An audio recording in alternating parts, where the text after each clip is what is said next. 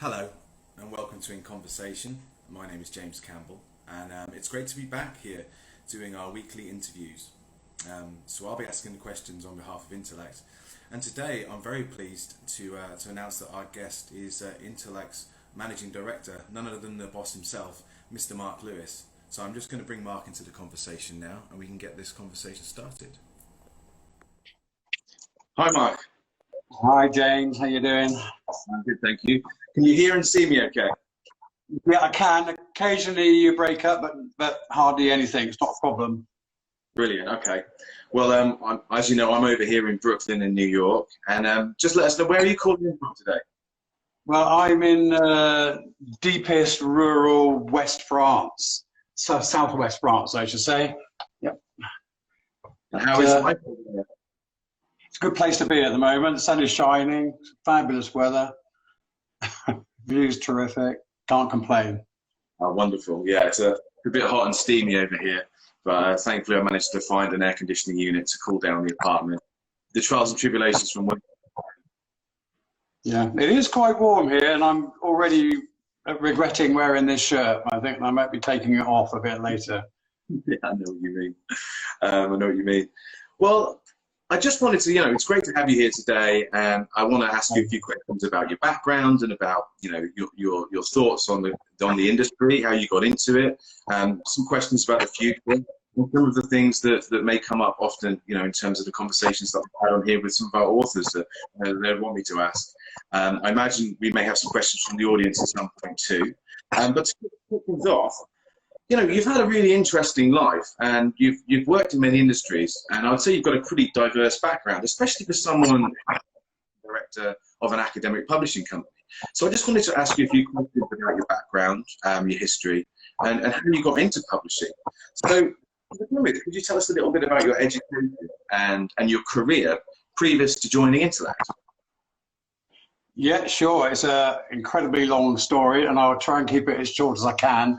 But it's nevertheless really important to me, and I think it defines who I am and who I am with Intellect, really. And so I started out in a traditional working class family of that period, and I think my parents had very little way of aspirations for me, or indeed my brothers, and that was fairly standard for the time. I went to a secondary modern school, having miserably failed my 11 plus, which is where you were condemned to in those days. Education was pretty poor, certainly wasn't my school.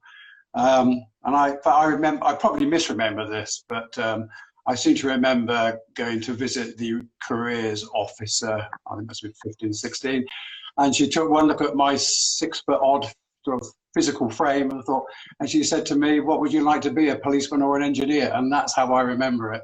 And I'm thinking, I don't want to be a policeman. So I better become an engineer. There was no thought of doing pretty much anything else. There were no other options available, apparently. So I undertook a 4-year apprenticeship, having sort of scraped through a number of insignificant exams at that time, and did an engineering apprenticeship 4 years.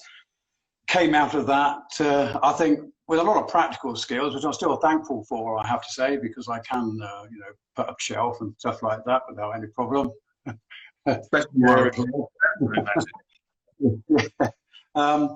But I realised it really wasn't for me. That's not what I wanted to do. But by that time, I married young, and I had a young daughter, a young child. So I clearly had to keep working, keep earning the money. And I did various jobs, and I included working on building sites, working maintenance in a local authority. So many different jobs, scaffolding, roofing, you name it, I seem to have done it. But one thing that was common throughout all this, I was a very angry and argumentative young man, and I think I was from childhood. That may be because I had brothers and didn't like them much, but it may be all sorts of reasons. But I was, and that stayed with me for a long time. And then I ended up at British Leyland, who were the big car manufacturer at the time in Cowley in Oxford. They employed thousands and thousands of people. And that's where I got my political education. In fact, it's really where I got my education from, I would argue, because there were so many bright people there doing these horrendously tedious, menial, repetitive tasks. But and it really shocked and surprised me to be in that environment, I suppose. And I hated the work, and the management style was very aggressive and confrontational. But the people you work with were just tremendous. The camaraderie was brilliant, and so it's where I got my political education. And it also made me realise that I enjoyed reading for the first time as well, and I just consumed so much information in books. I never stopped, and that was both political books, but also I think quality literature as well. So you name it, I pretty much read it. And then that brings us to, I think, sort of mid-late 70s. I'd become a shop steward by then because of my argumentative demeanour and style, and naturally wanted to cause trouble, I suppose. And I was a shop steward for many years for my section in the factory. And I was instrumental in helping to set up the then anti-Nazi League in Oxford at that time, because there was a huge growth in racism and fascism at that time with the National Front and the British National Party. And I became the trade union liaison officer for the Anti-Nazi League at that time. So that was a big part of my life. And then a friend of mine said, do you fancy going to this place called Ruskin College in Oxford to a history workshop? I thought, well, that sounded interesting. So I said I would go. And it was just the most amazing experience. I think it was just, I think it turned my life around, seeing all these different people, working people, students, lecturers from a whole different walks of life, just discussing a whole manner of topics at that time. And I thought, yeah, this is for me. I want some of this. So I thought I would really like to be a student at Ruskin. And it turns out that Ruskin College, it was, I need to give you a bit of the history because it's so important. It was founded in 1899 by two American postgraduates who were then at Oxford, postgraduates, and they were pioneers in developing working class education for adults. And these were because many adults at that time didn't have much of an education, there weren't many options, and that's still true today to some extent, and certainly was in my day. So they were taking on adult students who had little or no qualifications, but had other aspects of them. You know, they were activists, that they had other interests in society, politics generally. So I applied to go to Ruskin and was accepted. You have to write a particularly long essay. Say this was in the late 70s, and I remember my essay was making an argument for the 35-hour week, and that was a revolutionary thing in those days. Anyway, it was enough. As opposed to much longer working week, I suppose. Yeah. Now we're talking about a 32-hour week. But anyway, I was accepted, and it was my years at Ruskin that really changed my life, I think, and changed the whole course of my life. The tutors were brilliant, and I can think of one in particular, Ralph Samuel. He was a Marxist historian, and one of the leading ones at that time. He's one of the people that started the history workshop movement, which was a big movement at that time across the country, bringing together all sorts of people discussing important issues, political issues in these workshops. And he also co-founded the academic history journal Past and Present. I don't know if you've heard of that, but it's one of the leading history journals, along with famous historians like Christopher Hill, E.P. Thompson, who wrote the seminal work, History of the English Working Class, and Eric Hobsbawm and a few others. So all those people were absolutely amazing. And the respect that all these people had for you as a student, even though maybe you didn't have a formal education, your grammar wasn't the best, you know, and you weren't used to writing essays, it was just superb. And then from there, it was, well, what do I do next? And I applied to Oxford University and got in there and did a history degree. And from that point, that's where I found myself bizarrely into expert systems, which leads me to Intellect. And shall I go on, or shall I? Yeah, I mean, definitely, but I mean, I'll just stop you just for a minute, just because it's quite a fascinating trajectory to end up at Oxford University and it'd be interesting what you studied there in more greater detail. But that's a very interesting trajectory, and it's clear that education is really important, even though you didn't have necessarily a traditional start in education. Absolutely right, and that was the beauty of Ruskin. They were only taking on people if they didn't have formal education. They had few or no qualifications at all in some cases, and they came from all walks of life. They were strong in women's studies too, and in fact, in 1970, they hosted the very first National Women's Liberation Conference in the UK. And a lot of it started from there and still going strong in some areas. So, yeah, it was an important college for so many people. I think it's, from what I read, it's lost its way a bit now, partly through funding cuts. Obviously, it's not a popular institution by certain parts of the political establishment, and never has been, turning out too many troublemakers. But educated ones now, and that's even worse, of course. I mean, just very briefly then, and not to get into it too much, but do you think there is still those opportunities for people in the UK who have come from your background, that more of that industrial, maybe, didn't pass, their GCSEs? Do you think we still have the access to further and higher education that will allow people to end up at Oxford University if they come from that kind of background? Well, I think there is, and far more there was when I was a youngster and a teenager. I think now the idea of lifelong learning is not new anymore. It's something to be encouraged. The big question is, of course, is financing your education, which is very difficult. So when I went to Ruskin, and indeed to university after that, I had a government grant. It was all paid for, and it was actually a very generous government grant, because I had additional money from having a family, for example. That, on top of my trade union grant, meant I lived a reasonable, not say comfortable, but got by absolutely fine, and I came away with no debt, of course. So great. So I do worry for students today, amassing these huge debts, and many of them obviously won't be able to pay them off. But and my daughter was in that situation as well. I'm not sure she has paid those off. I've no idea. But anyway, I think the opportunities are there in a way that they never were, I would say. Okay. Thank you for that. It's funny you say student loans. I just received my paycheck from Intellect, and this is the first paycheck where student loan deduction. I double checked, and I finally paid off my student loan. So that's yeah, so it's a happy month for me. I'll be celebrating later, that's for sure. Okay, well, let's go back to Oxford. So tell us a little bit about Oxford and then how that led you into working with Intellect. Well, Ruskin, the course I did at Ruskin, I studied political philosophy, political institutions, European and English history from the 1830s, clearly the Industrial Revolution, all that stuff. And I went on and I wanted to do a history and politics course, but they didn't really offer that at Oxford. But I did a modern history course. It was a bit of a cook's tour of the world, and a bit frustrating in many ways. But one of the reasons, two reasons I decided to choose Oxford, because I was offered a place in quite a number of universities. Well, first of all, I had a family and we lived in Oxford, so that was a good reason to stay put and not up any upheaval for my daughter at that time.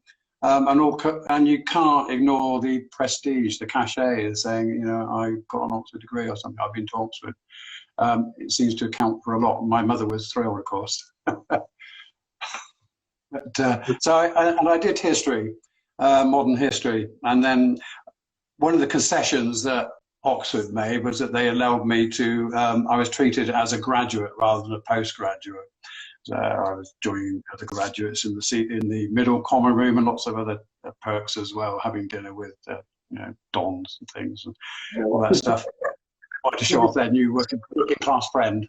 Always amusing at dinner parties.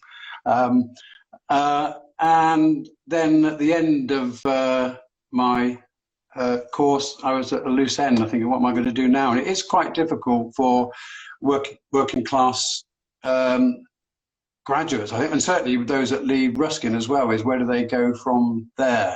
It's very difficult to go back to the place you. Well, first of all, probably nobody would employ you, being an educated troublemaker. That's the last thing most factories and organisations want. So you're quite restricted about what you can do. Lots of people, past alumni became politicians. They became part of the trade union leadership and things like that. I didn't particularly want to do that. I've always been quite cynical about politics, despite being radical in many ways. And then a friend of mine came into the middle common room and said, "Does anyone fancy a job for the summer?" And I thought, well, I don't care what it is, but I do. It was this job at this small, innovative company in Oxford, specialising in expert systems, which is a field of artificial intelligence. And my work was a whole range of different tasks, really. I wasn't a real IT person at that time. I didn't program, so a lot of it was data entry and other aspects to do with the business. But I quickly became absolutely fascinated by AI generally, and expert systems in particular. And indeed, that's where I met Masoud, who started Intellect. He was at that time a lecturer at Exeter University in computer science, and he came to join us at this company called Expert Systems International. It's a grand name for a very small startup business, on sabbatical to do some research, and he also helped us with running some of our training courses and things like that. And we became enormous friends immediately, and that stayed right up to his death in 2014. Yeah, it just seems so long ago now. It's incredible. So at that time, and that's where Masoud started not only Intellect, but he started Intellect in 1984, but created his first journal, which was called Artificial Intelligence Review. He started it, I think, first because there was no suitable vehicle to publish the work that academics and practitioners were doing at that stage. But also he's had this lifelong passion for publishing, and that went back to his school days in Iran. And he ran the newspaper there, I think, in the school. He'd even written a little book, I think, which was banned by the religious authorities at that time in Iran. Anyway, he came to the UK. He learned perfect English overnight, it seems, and suddenly he was developing this business, and I got involved in that straight away. So there was him and I in his spare bedroom in Oxford, stuffing envelopes with this journal, putting stamps on, posting them to the growing number of subscribers, and also trying to get my head round this Mac to try and build a little database so we could generate labels and invoices and things like that.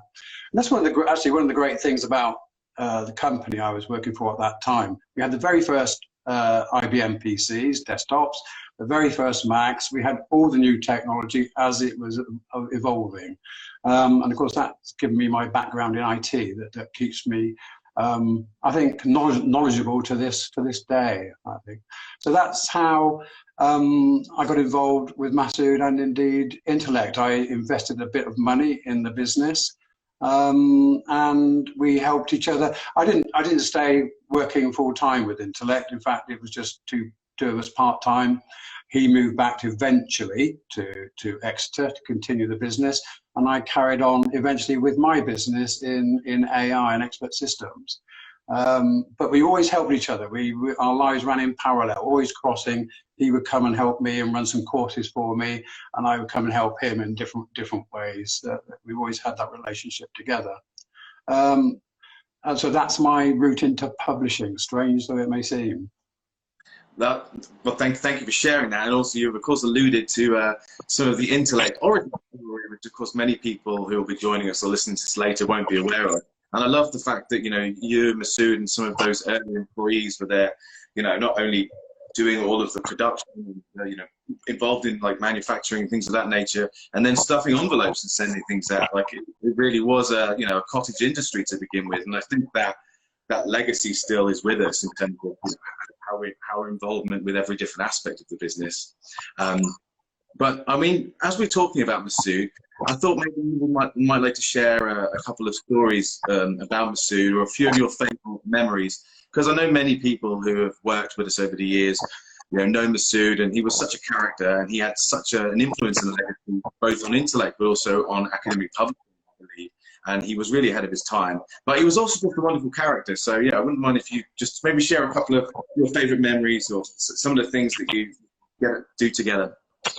Yeah, he was. He was ahead of his time in many ways, and he had some wonderful ideas. He was definitely an ideas person. There's no question about that. Always coming up with new ideas and discussing them with people. And many of the editors of our early journals will remember their first meetings with Masoud and what an impact he had on them. And he did on people, there's no question.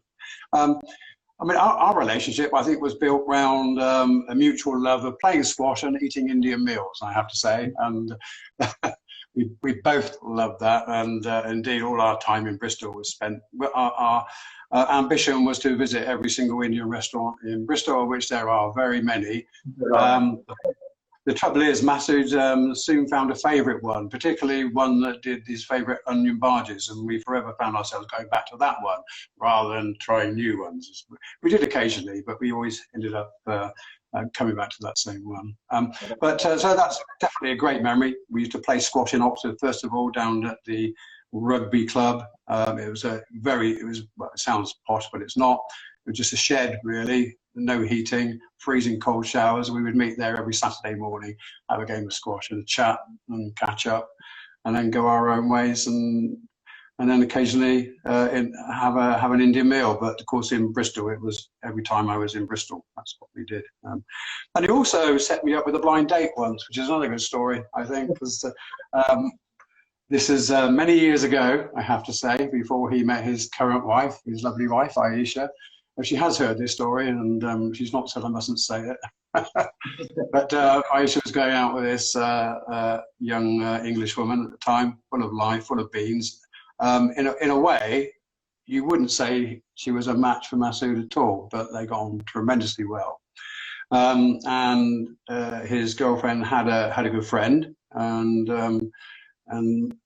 Masoud insisted that I join him on this blind date, because at that time I'd been long divorced in my first marriage. So I had a new girlfriend for quite a few years through that as well. Well, just before I ask you another question, Mark, I was just going to say that the light is slightly changing and you're a little bit burned out. Could you, maybe adjust the film slightly? That's much better. Thank you very much. There's a light coming in from my window here, and it's causing problems. I think because my light's set on auto and it keeps adjusting. It'll keep, yeah, unfortunately, but it's fine now. It's perfect. Thank you. So there's a couple of stories about Masoud, and again, you've alluded to his legacy, and like what an awesome character and human being he was all round. And I've got many stories about him too. But obviously, tragically, Masoud was taken from us far too early. And then he was obviously Intellect's founder, principal publisher, and the managing director. And he left some very big boots to fill. And of course, you filled those boots. So I just wanted to ask you a little bit about that. How was that transition from being a sort of semi-retired, working on your own projects, to then, taking over as the boss, the head honcho at a major international publishing company? How was that transition for you? Yeah, well, I took semi-retirement from my business. Well, it was quite a while after that, actually. I did various things. I did some lecturing and IT and various other things.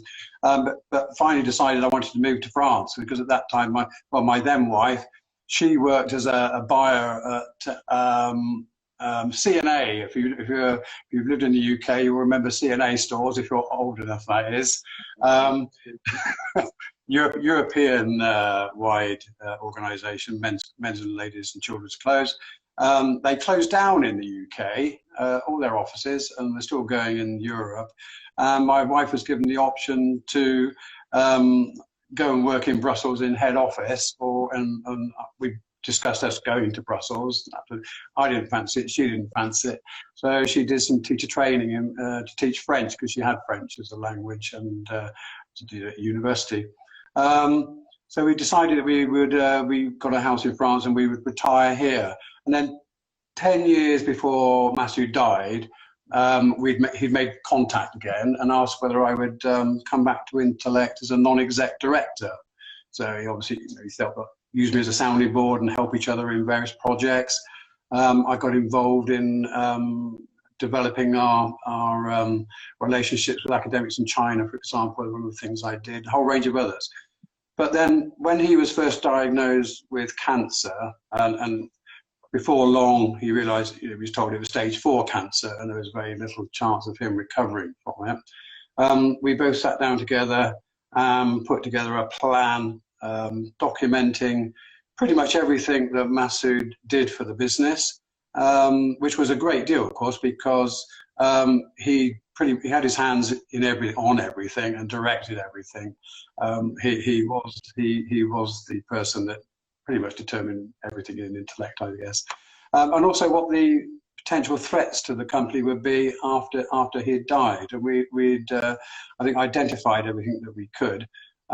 We then delegated a lot of his tasks to other members of staff, which they took on willingly and did tremendously well. And that left this one area, which I think left Intellect exposed, and that was finance, because Intellect was a small company. As you know, we publish in niche areas. It's very difficult to make a great living, not that we're trying to necessarily do that.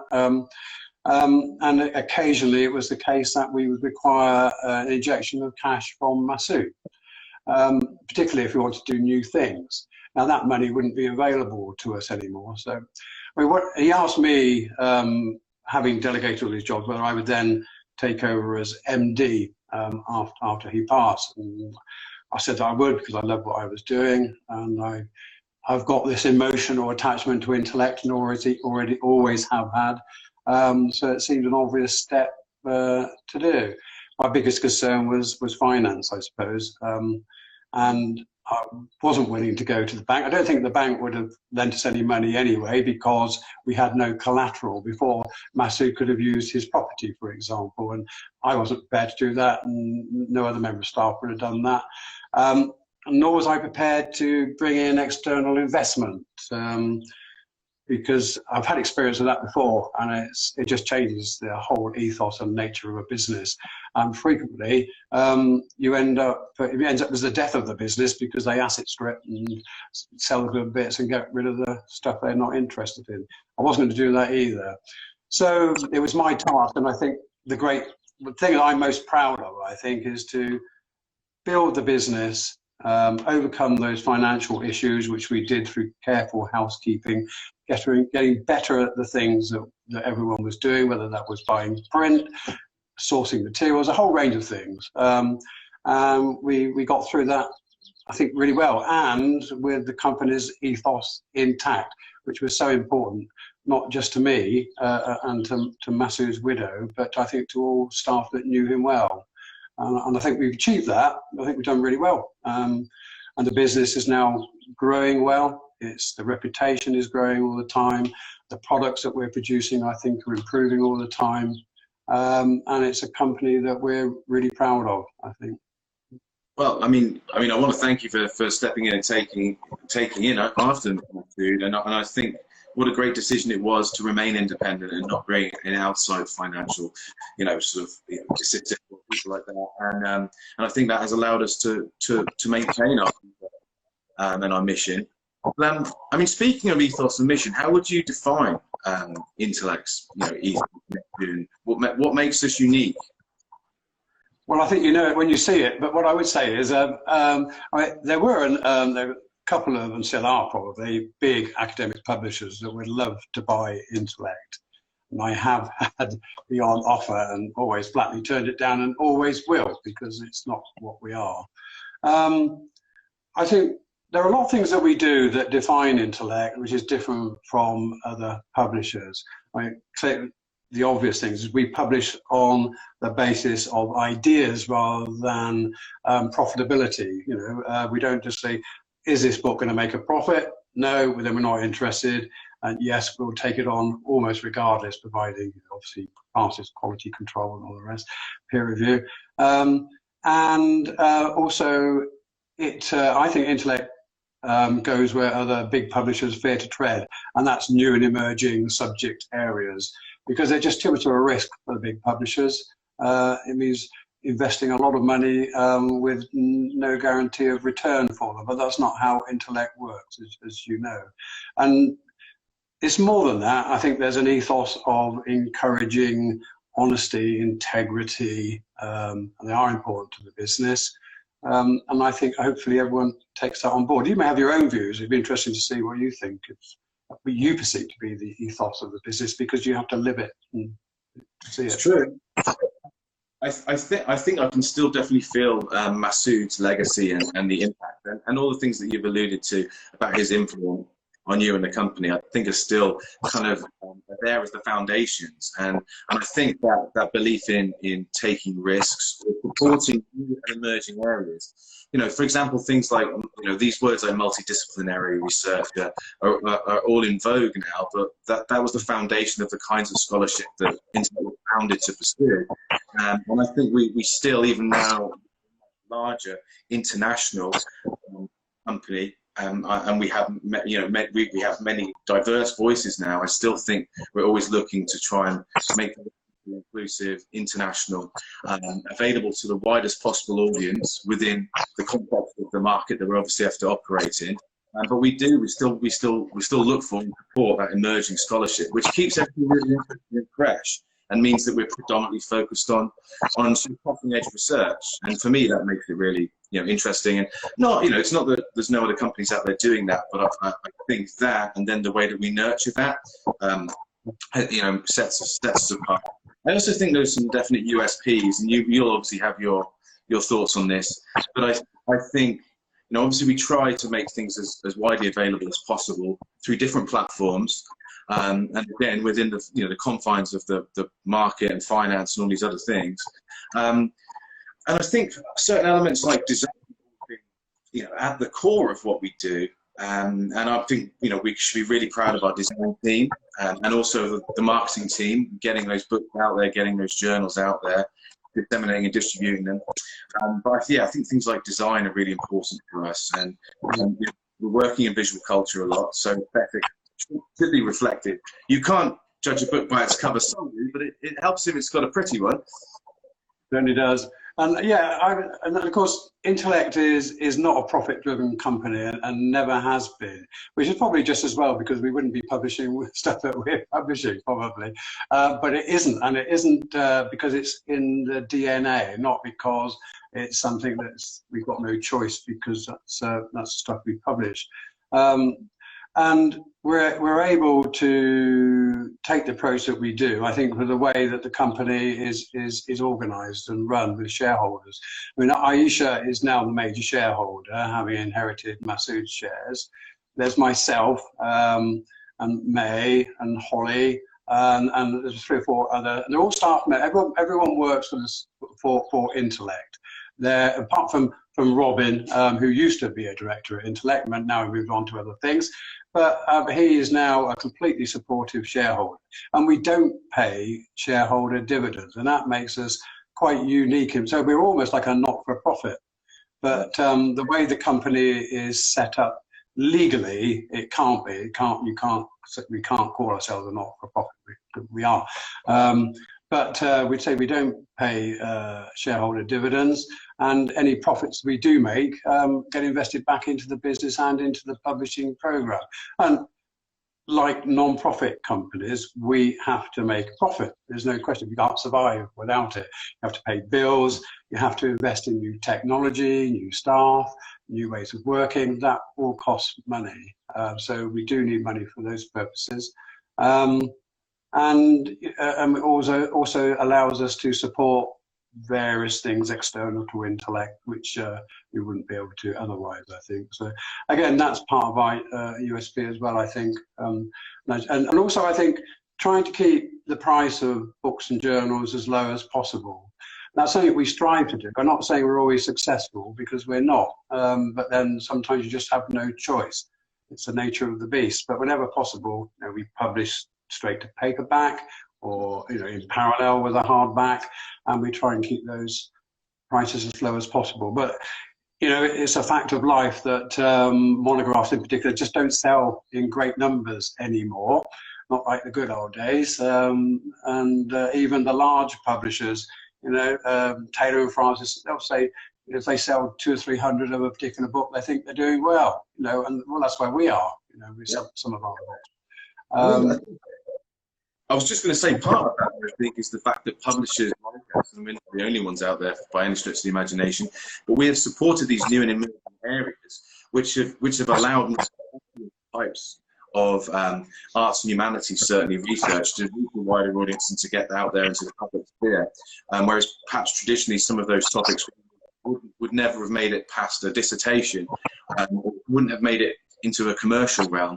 And I think now that, again, that sort of university press is slightly diminished in terms of their access to grants and things of that type, and that some of them are now owned by commercial presses, I think commercial presses such as Intellect have stepped in to try to, enable access to this specialist research and to make it commercially viable. Well, that's exactly right, and I think small publishing companies are good at that. And of course, once these areas do become profitable, that's when you see the big boys hovering, waiting to pounce, either to make you an offer you can't refuse, or anyway, to try and take over the market one way or another. Yeah. You've mentioned the market, and we've started to talk about the industry, so this seems like a good transition point. We're coming out of a global pandemic, and we're coming out of a tumultuous period, both within the world in general, specifically within academia, and then of course within academic publishing. I just wanted to ask what you think the greatest challenges facing academic publishing are, especially in this post-COVID environment that we're starting to thankfully inhabit. To face academic publishers, you say? Yeah, what are the greatest challenges facing academic publishing or facing academic publishers? So not just in, I suppose, the industry in general. What do you see as being the challenges over the short and medium term? Well, I mean, the first thing to say is that our business relies on a very healthy education sector, a higher education sector. It relies on healthy universities which are well funded, with good courses that attract lots of students. And so we're completely dependent on that. And one of the things that clearly concerns us as an academic publisher also concerns universities, and that's funding, and already the lack of it, and the reduction in funding we've been seeing over the years pre-COVID, which in many ways has been accelerated now, like lots of other trends during this pandemic. And I think it's forcing universities and certainly university libraries to make some very difficult choices now. They really are under the cosh financially. They're being forced to make decisions they'd rather not in terms of what they can afford to buy, what they can afford to subscribe to, and they're being asked to do a great deal more with a lot less money, it seems to me. And that has a knock-on effect, obviously, with us in terms of the ability to publish. And of course, we have this double whammy, certainly in the UK. We have this appalling government who's now threatening to withdraw funding from a whole range of courses in the arts and humanities, which could be crippling, not just for universities, but the options for students. I think it will make society as a whole that much poorer. And indeed, of course, the impact on academic publishers like ourselves. We'll have fewer opportunities, publishing opportunities. So that's a huge worry, I think. And that worries us all. There's no question about that. And it's hard to know how that's going to develop. And we're seeing a big move to digitization. Everything's digital. I think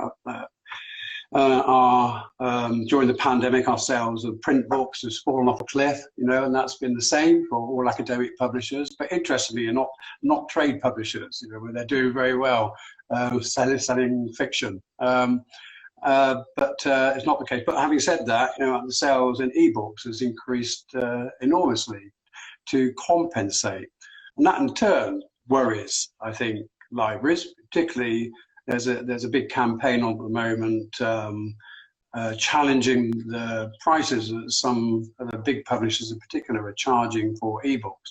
And it does seem to me, well, I mean, it's not for me to say how these people run their business and how they work out how much an ebook costs to make, but it seems, well, extortionate, I have to say, and I don't know how they justify it, but it's for them to do, not for us. I think our ebook prices are very sensible and very reasonable. But And then there's this whole movement to now not just ebooks, but everything digital, including the delivery of courses online. That's something that we need to be conscious of, and how content is being curated for those. That's another area that we need to keep our finger on the button.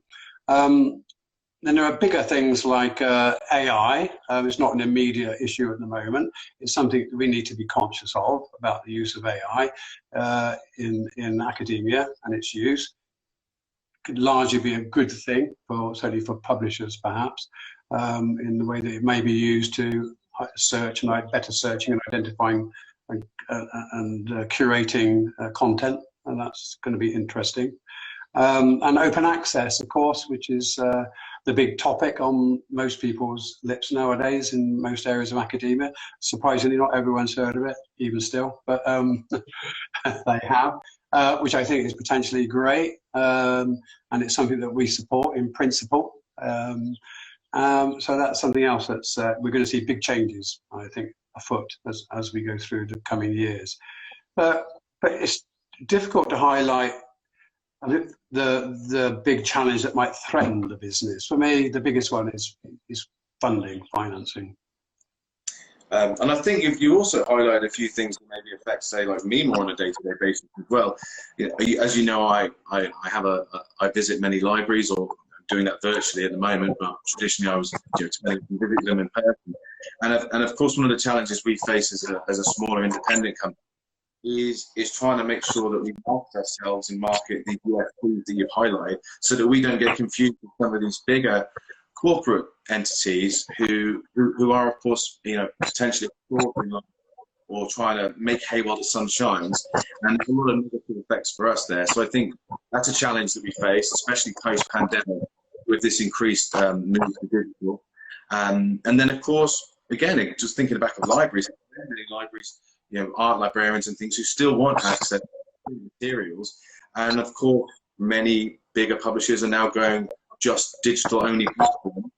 And of course, everyone has to bear in mind the cost and the profit and loss on producing physical books when your small number of people want to actually purchase them or have them in stock. And I think libraries are just a fascinating topic at the moment, because the whole nature of how people are using them, what their purpose is definitely not the same as it was once, when you and I were at university, trying to access content. And I think curation, again, is a really interesting and important thing to highlight.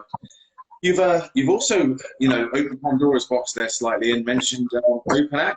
So I'd like to get your thoughts a little bit more on open access, if you care to share them. And maybe you could talk to us a little bit about Plan S as well, and some of these other things that people might have heard of, but maybe don't really know what they are, and what those implications might be for Intellect academia and indeed for academics. Yeah, open access, again, is a huge topic, very hard to cover it in a short period of time, but the principles are simple enough, in that they turn upside down the current model, say, for the journal subscription model, where a library will subscribe to one or more journals, and all members of the institution can then read those journals for free. Open access turns that on its head, and that people have to pay not to subscribe, but they have to pay to publish. So there is no subscription anymore. You pay for what you want to publish.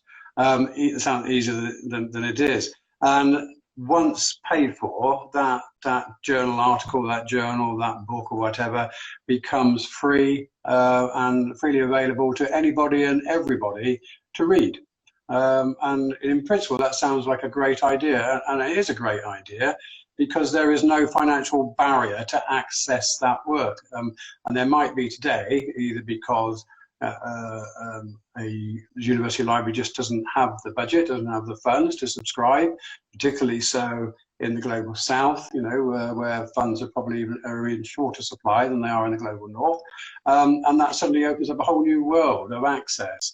So that's good for the readers. It's great for the academics, because their work is suddenly being read by a much wider audience, which is going to build their reputation, because I guess more readers, more people are going to cite the articles, and it's going to increase the impact of the article. Publishers, they get greater exposure because, again, more people are reading the article, journal, or book, so that's good for publishers. So far, it just sounds like win-win. Why aren't we all doing it? And we're not, because there's a fundamental issue involved here, and that is really that there is no consensus about who should pay for publishing and how it should be paid for, because someone has to pay. Clearly, it's not going to be the publisher, because they can't just pay to have it published and give it away at the same time, because we'd all be broke tomorrow. The sort of traditional publishing model in OA has been that the author pays, or the author's institution, or indeed their department, pays for that journal article with that book to be published.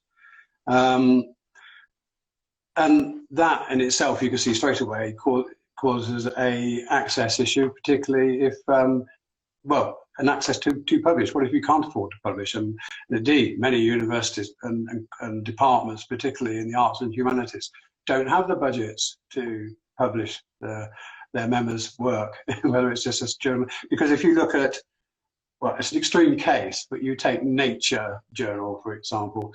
I think if you want to publish an article open access in Nature, it'll set you back $11,500 US, or thereabouts. It's $11,350 US. That's the extreme case, but there are many other leading publishers with leading, particularly scientific journals, I hasten to add, that charge thousands of dollars, and even hundreds of dollars is a lot of money if you haven't got hundreds of dollars. So straight away, you're precluding the option of publishing to a whole range of people within universities, and again, particularly in the global south, because they just cannot afford it. So you're excluding those people from participating in all these debates going on in various areas of academia, research, and so forth. And that's a terrible model. I mean, ethically fraught, and of course, it's also going to have the greatest impact in terms of lack of access for people working within the arts and humanities, over the STEM discipline stream. And again, it's this simultaneous erosion of the arts, humanities, and sort of culture industry globally. And I think that's obviously quite discernible. That's quite concerning. But because it's not an ideal model, there's been a lot of experimentation with alternative models of open access. Some of what they call transformative agreements, such as read and publish and read, subscribe to open, and there are various others. And these are all being trialed, typically on 3-year contracts. And most of them involve a library or a consortium of libraries negotiating a contract with a publisher whereby they can both read and publish for one single fee, an annual fee, which I guess will change over time. But I think read and publish is slightly different to publish and read, and I think it doesn't affect publishers so much, because if they just get the one payment, they probably don't care. But it can affect the way universities do business, particularly if you're a university that publishes a lot, as opposed to a university that hardly publishes anything. So the proportion you're paying for one thing, reading and publishing, can be quite disjointed. And then there's the subscribe to open, where a number of, typically a consortium, or indeed typically all subscribers, all libraries that subscribe to a university, agree to continue their subscriptions. And for the duration of the contract, people can publish free and diamond. They don't pay to publish, don't pay to read. And that allows these journals to be open access to the whole world. So that's very altruistic in a sense. So they're investing the same money that they would have invested anyway in the journal subscription, but by doing so and agreeing to maintain that, they're allowing these things to be open access to the rest of the world, which is great. And if that works, it's fine. My concern is that all these models I'm not convinced that any of them are that they can. You can't guarantee an income from them after those three-year contracts. There's no guarantee whatsoever. And what does happen if one or more university or libraries withdraw from a contract? Then what happens to that journal after that? You can't sustain it anymore. So do you try and revert that from open access back to a subscription model? And that's going to make a lot of people very unhappy. You've got this mixed model there. Some of the journal issues are open access, others you have to subscribe to. It's a very unhappy model again, and there's no resolution to it until we can find a way of guaranteeing income to make things open. It works. Where it does work is where an association publishes its own journal, and typically the membership fee, for example, of that association pays for the publication of the journal, and we do publish such journals. So you've got this guarantee that the money will always be there to publish it. And so some form or another, if the money is guaranteed, then we can turn everything over to open access tomorrow. But if you can't do that, then it's quite precarious and nothing's guaranteed. Thank you, Mark. That's fascinating insights and great to hear your point of view on that. Just while we're still on open access, if anyone out there would like to find out a bit more, are there any resources or any particular books or anything that you would point them to? Well, I wish I had it with me now. There's a great, it's an ebook published open access by this guy called Richard Pointner. He's been following the open access argument for a long time, right from the very beginning. It's free on the internet. I'll find it. Is there any way I can get it to people? Because you can download it, and it's a great read. It's definitely one that you should read because it's a great way of understanding where OA has evolved from, where it is now, and the barriers to open access, the potential costs of open access, because some people think it's going to be cheaper, but quite clearly it definitely isn't. If anything, it's going to end up more expensive than the traditional publishing method. And it's just a great eye-opener. But there's loads of stuff on the Scholarly Kitchen website. I would definitely recommend people go to that. There's lots of articles. The vast majority will be pro-open access, and a lot of people are blind to the problems of open access, and intentionally so, I think, because it's like putting your fingers in your ear and refusing to hear the arguments. But there's a lot of good stuff on Scholarly Kitchen. I would recommend, definitely. Yeah, I too would recommend Scholarly Kitchen. Well, look, you mentioned Plan S, and I was going to come on to Plan S because that's a slightly different model. Plan S, it's evolved out of a number of European and UK organisations, funding organisations, that are imposing strictures on the work that they fund. And they say any project which is funded from any of these funding groups must be published open access, must be. And there's a whole list of strictures that you need to keep in mind. It's been incredibly controversial. It's every time they say they're going to implement it, there's been such a backlash by all sorts of people, often small association publishers and small publishers like ourselves, but big ones as well. There's a whole range of reasons why it's seemingly a bad idea. And they have been compromising, and they've yet, now we've got the pandemic, and that's set them back again because they're thinking, well, where is the money coming from anyway now? Because there isn't any. So that could set things back a little bit. But generally, the grants that come from these grant funding organisations include an amount for publishing, which is good. And it must be proper gold open access. Then there are all sorts of issues about, well, where am I allowed to publish? Can I publish in my favourite journal? Can I do this? Can I do that? And there are a lot of questions that need answering. Yeah, but it will become mandatory. So like it or lump it, it's going to be there.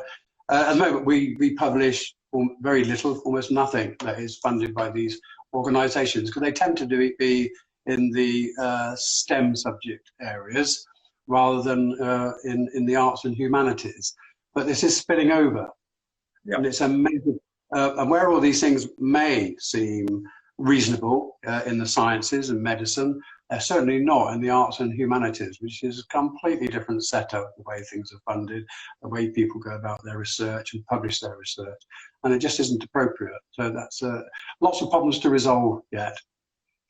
It seems like it, and I think what we could probably do is have another one of these in conversations and focus specifically on open access, and maybe invite a couple of other different voices to come and take part, get some different perspectives. It's fascinating to get.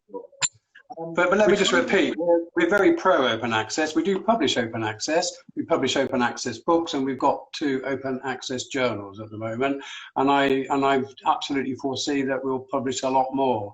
But not so bad for books, because it's a one-off cost, isn't it? And someone can raise the money, and people are actually funding publication through all sorts of means. And it doesn't really matter if you can get the money, it can be published, I suppose. But it's different with journals, because they're ongoing. They've got new issues coming out every month or so. Well, I think that explains why there's more hurdles than ever potentially for starting new journals. But and again, that's something that we're still looking to create new journals and provide opportunities for people to publish them through hybrid models as well as completely open. Of course, we do operate those green and gold open access pathways that you alluded to earlier as well. But I'd like to move on from open access, as we only have like about 5 minutes left. So I wanted to get back to you a little bit and ask you a few questions. I think I'll call this section Quick Fire with Campbell. So I'm going to ask you a couple of personal questions. I'd just like to get your honest opinions on a few. I guarantee I can give a quick answer. We'll see what comes out in the mix. So obviously Intellect is predominantly an arts and humanities publisher. So I just wanted to ask you, are you personally a lover of the arts, so coming from a engineering background? And if so, which arts are you more passionate about? Well, I am a lover of the arts. I think I always have been from an early age. It wasn't necessarily in something I was brought up with, but it's something that I've always had in one form or another. So I like all forms of visual and performance art, classical and modern. But I guess my first love is, without doubt, music. And I would say classical, Baroque, early opera, classical music. It's quite broad. My taste is enormously broad in music. And, I grew up with Motown, the Beatles, you name it, and I still love them. I hear them, and I'm transported back immediately to my younger days in discos, and plucking up the courage, asking a girl to our dance, and things like that. They all have meaning to me in one form or another. Crosby, Stills, Nash & Young, very important during my late teens and early 20s. It still is. It's still one of my favourite bands. So many, and a lot of modern pop music, I guess, as well, contemporary. I like, but classical music, early opera, a lot of Handel operas I enjoy. And I like all 19th century, pretty much 19th century opera as well. A lot of choral stuff, a lot of choral singing. It's just vast, my taste in music. Well, if for the uninitiated, for anyone who isn't familiar with kind of the classical music styles that you've highlighted, is there anything that you should, just one or two particular operas or particular compositions that you would highlight and people go and check them out as an introduction? Yeah, but the problem is if you choose the wrong one, it's ruined you for life. You'll never listen to another one. That's definitely the case with opera. I mean, you don't start with Janacek, for example, because it can seem like a bit of a nightmare.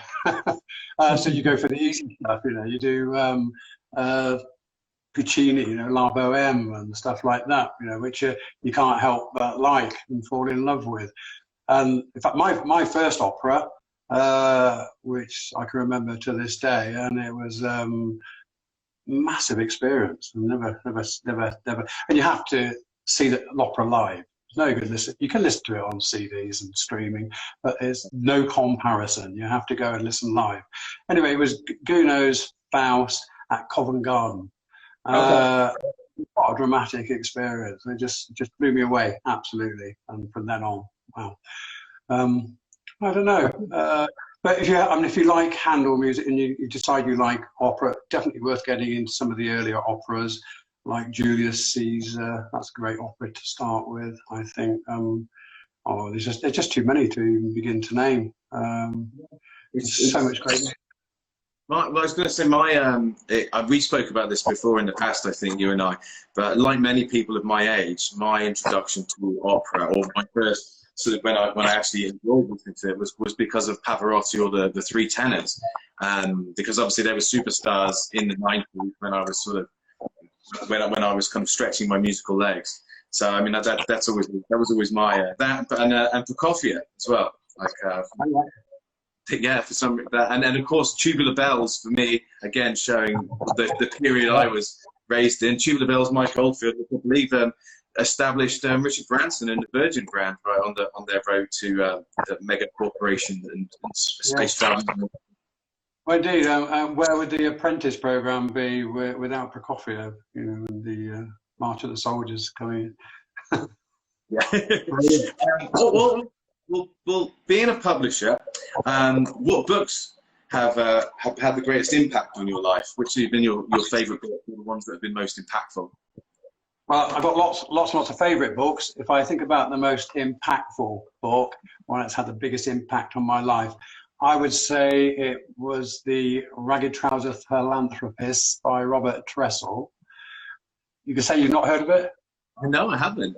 I'm showing myself. You really are. I'm writing it down. You're going to have to send me a link.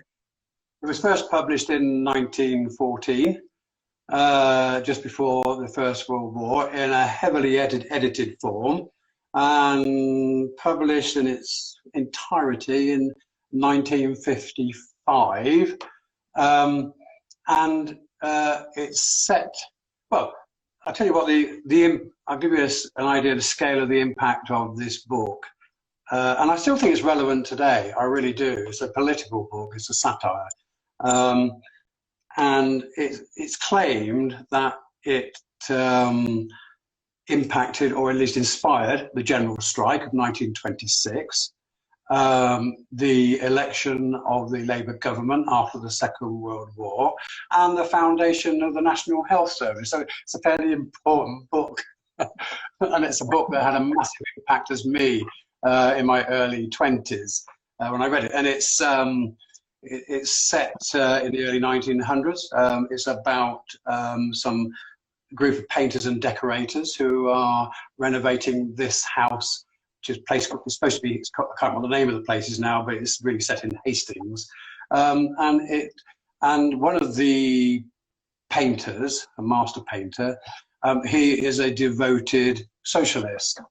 And he's sitting around with his mates every day, and they're always moaning and complaining about the quality of their life and looking for reasons why, you know, they are living in this real terrible poverty, because work was very insecure, and typically you were hired and fired by the job sometimes. So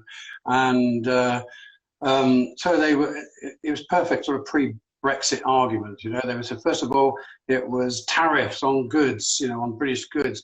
That's ruining us. We got all this stuff flooding into the country, and all this stuff is causing all sorts of problems for our companies. They're really struggling. Then it was all the damn foreigners coming into their country, taking all their jobs. And then it was women doing jobs that men should be doing. So all these arguments, you know, how many times have you heard them? I've certainly heard them in factories that I worked in. And you heard a lot of these arguments pre-Brexit as well. And this guy, Frank Owen, he's the hero. He's trying to educate these working class guys, and that they should start thinking about the true reasons why they're in the state that they're in, and looking at the economic system that they're working in and how that militates against them ever improving their lot. And they've got a boss of the company that painting and decorating. They've got their foreman, always on the make, always looking at ways of squeezing them, reducing their wages, sacking them, bringing on people with less money. All, by the way, all true to life, because the author says quite clearly these are all part of his experience. And it's the greatest working class novel, probably ever, I would suggest, written by, although his background isn't necessarily working class, he worked as a working class person, painted, decorated, lived in poverty, died in poverty of TB. He knew what he was talking about, and all these things that he's talking about real and were real for many years. But his workforce, they just think he's mad and bad and dangerous because he holds these terrible ideas. It reminded me so much of me. I remember getting sacked once from a company. I'd only been there a couple of weeks. I was waiting to go to Ruskin, and someone obviously knew me and knew that I'd been a trade unionist and so forth. And I was called into the office 2 weeks after starting, and the manager said, "You think you're clever, don't you?" And I said, "Well, what? What are you talking about?" He said, "You're sacked." And that was it.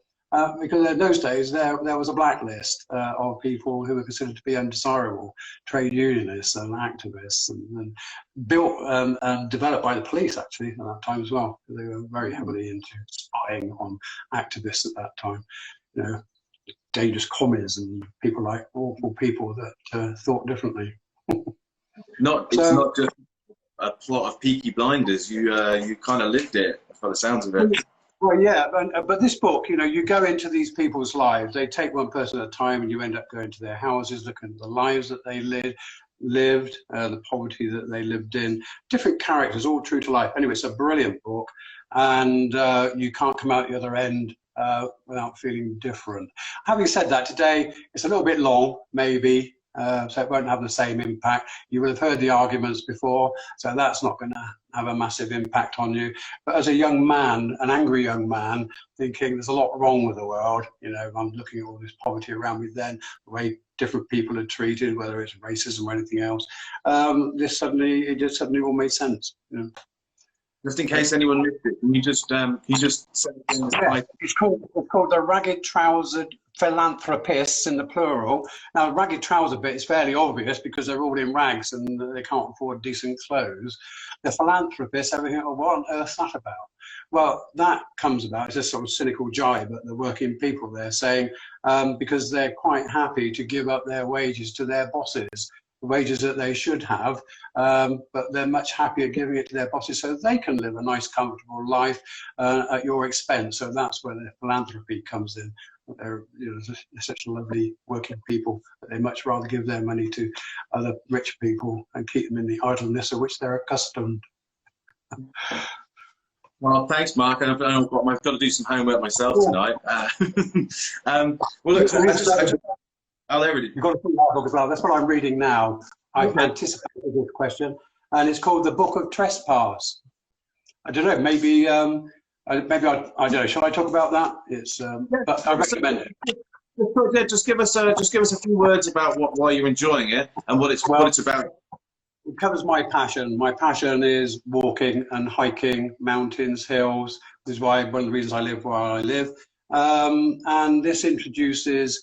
It gives you a completely different look at the landscape of England in particular, all of which has been well, basically stolen in one form or another over the centuries.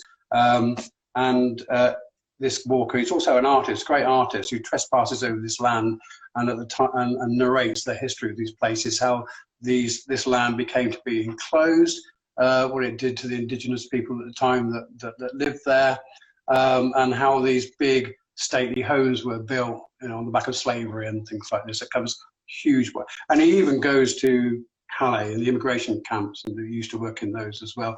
Again, it's all about these boundaries that have been imposed on people and how it contains and controls people. It's a fascinating book. That's The Book of Trespass by Nick Hayes. Brilliant. Sorry about that. No, that's great. No, it's good. I was going to ask you what you've been reading, and that's great to see that as an example. Obviously, it sounds like you enjoy a lot of walking and in the country. Is that how you relax, or how do you like to relax? Yeah, I like to, but nice food, nice wine, and lots of walking. Walking really is, I think passion's an overused word, but passion it is. I've always loved walking. I can't remember when I didn't. I walk all the time here, member of my local French walking club. We're all French, except for me and my wife. We regularly walk in the mountains in Europe, particularly the Pyrenees, down in Spain and Italy, lots of places. And I use walking for all sorts of reasons: clear my head, contemplate things, sort out problems. It's a great way of doing that, and I've always been aware that it's good for your mental health as well as your physical health. That's always been an important aspect of walking for me. But I just like it just to contemplate my surroundings, and always have. It's about being in the moment. You know, it's got other names for it nowadays, but that's what I love. That's my passion. It's definitely one of mine too, and it's kind of moves me to my as well. Because I used to live in Bristol, you know, where Intellect's headquartered, and was raised in the country, and now I'm in Brooklyn in New York. So I've always enjoyed walking for one of the same reasons as you, for that mental health, to be aware of the surroundings and to have some time to decompress. But now I'm doing really long walks around the city, and it's been fascinating as a way to experience the urban environment, especially through the COVID period. But also, you just do so much of the city that you never would if you were simply taking public transport or Ubers or driving around. And so I think that's been a real silver lining for me. And it was a bit of a challenge when I first moved away from the country into the city. But then you realize that in these great cities, there's a lot of opportunity to see nature. I've seen more birds here than I did in Bristol. You don't think of Brooklyn and cement factories and things like that around where I live, and then you find all these rare birds that are migrating through and things. So it's been an eye-opening experience as part of the pandemic. But I wanted to ask you, you've lived in cities and now live in rural France. Do you prefer the city, or do you prefer the country? Well, I was going to say if I had to choose, but of course I already have chosen, and I've chosen to live in the country. Okay, I was, although my both parents are from central London, and all their, you know, my aunts and uncles always there, used to visit regularly. Always loved the country, everything and anything, flora and fauna. I'm still a bit of I would say a twitcher, but keen bird watcher, wildflowers, all this stuff. Quite boring for a lot of people. I always love that, so that is my preference. But I do love cities. There's no question, and I agree. There's only one real way to see a city, and that's to walk around it. And if I go to a new city, I get a street plan, and that's my starting point. I never get on a bus. I don't get on a train. I start walking, and that was my first experience of New York, actually, so many years ago. Got the map. I was a bit scared because I'd all the horror stories about, you know, can't go to Central Park, you'll be killed within 10 steps of entering what. It's a different city today than it was probably when you first experienced it, that's for sure. There's still a certain uncertainty, but I think it's one of those cities where as long as you walk around with purpose and you're not looking for trouble, it's a very friendly and open place. But I think also Hollywood and the mythology of New York has done a bit of a disservice to the city, because my wife and I were watching King of New York last night, which is a good film. Yes, it's got a lot of people like Fishburne and Wesley Snipes very early in their career, but the main actor is Christopher Walken. But if you, I mean, and to be fair, it was in 1990 when, of course, New York was a much more dangerous city to be living in. But at the same time, you watch this movie, you'd be terrified to step outside or go to the shop or something like that. And of course, it's actually he plays such scary characters, isn't he? He's amazing. And the funny thing is watching films that are filmed on my block or in my neighborhood, where there used to be mafia strongholds, or, you know, Donnie Brasco was filmed just down the road, and that's like the working men's club that appears in that movie. And then the intersection between Broadway and Myrtle looks like a place you'd never ever go. And of course, it's very comfortable. Now I walk around there on my lunch break.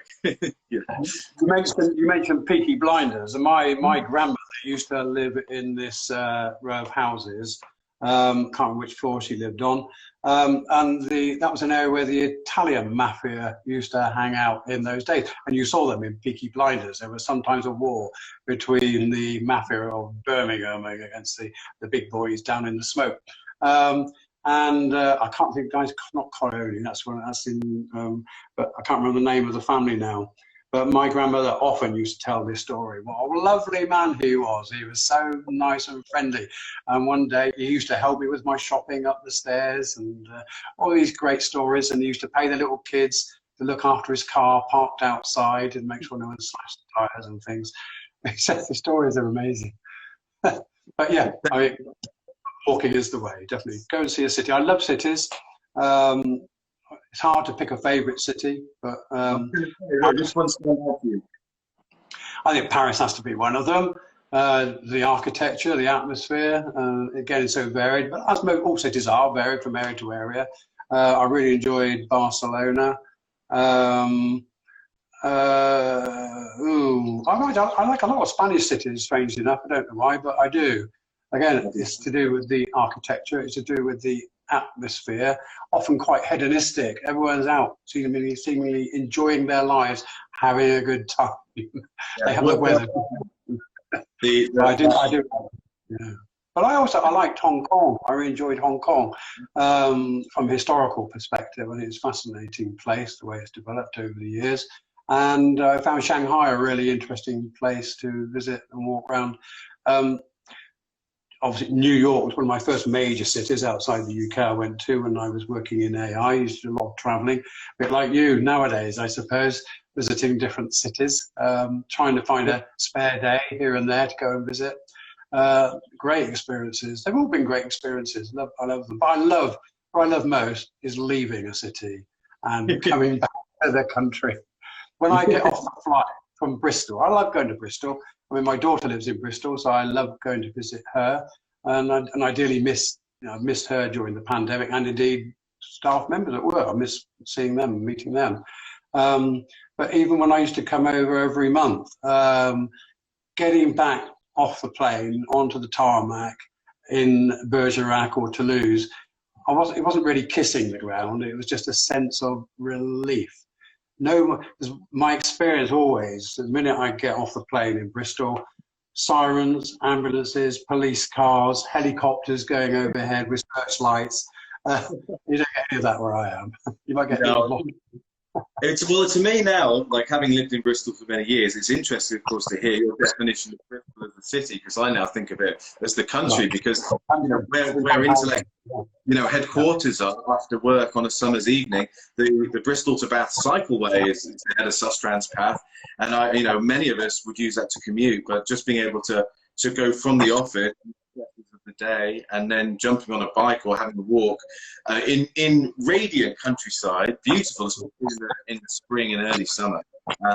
So now I mean, I love New York, I love Brooklyn because of the architecture, the cuisine, all the multitude of different peoples, the diversity, all these different things. But I do miss that cycle path, and I do miss the instant access to the countryside and to walking into that a city such as Bristol allows.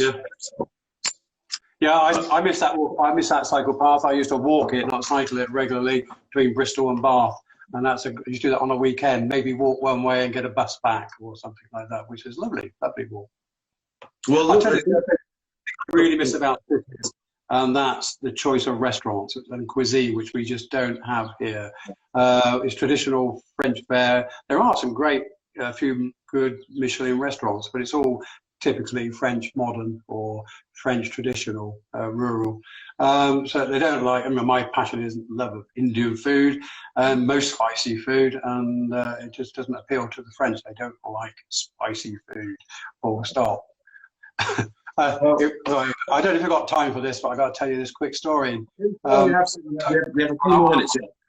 We had a project which was walking the whole department which I live in, which is about 500 kilometres, not in one go, I hasten to add, over a long period. And on one of these sections, this guy said to me, he said, I'm a bit concerned. My wife and her girlfriends are going to this new restaurant in Kahore. It's an Indian restaurant. Never had one. They haven't got one now. It didn't last 5 minutes. Will she be all right? I mean, he had this vision of her either dying or ending up in hospital and not being able to cope. Well, one of my things that I miss about working in the Bristol office is, of course, our wonderful IT manager VJ. He used to bring in some incredible lunch, like his tiffins, his lunchboxes were incredible, and he very kindly, on occasion, would let me sample some, these delights that he was taught by his parents back home in India. So I do miss that, and yeah, there's not really much Indian cuisine around here, but I have grown to love pizza, that's for sure. Never one of my favourites, but now it certainly is. Well, I was just going to say, finally, this is our last couple of minutes. Now that the world is kind of getting back to normal, fingers crossed, and many of us are fully vaccinated. What are you most looking forward to? What am I best looking forward to? Well, so many things. I think, well, I've had both my jabs, and I think most members of staff had at least one jab. I am looking forward to getting back to the office to see people, to communicate with them face to face. Clearly, it's quite clear that we will not be going back under the same work model as we were pre-COVID. We're going to introduce a new hybrid model of working. We've got a proposal we've put together, and we'll be putting that to staff. And as you know, we've already sent around a questionnaire getting people's feedback about how life has been for them and how they would like to see the new return to work when it actually happens. And it's quite, we've all worked tremendously successfully from home. There have been challenges, and it's been particularly difficult for some staff members with young kids, particularly during the period that schools were closed. But everyone's been tremendously supportive, I have to say, of each other. It's amazing the things that have been going on and the way everyone's helping each other. And everyone's worked, I think, incredibly well. But it's quite clear that we're all more than capable of doing work from home, and there's no real reason to be in the office in the way that we were. And we had a really good flexible working arrangement pre-COVID, and everyone thought that was great. But it's quite clear we can extend that now. It's just about finding the right model. So it will be experimental because we don't really know how it's going to turn out. But we will be spending much less time in the office, much more time at home. And we're going to sort of monitor that and see how that goes. So that's one thing I'm really looking forward to.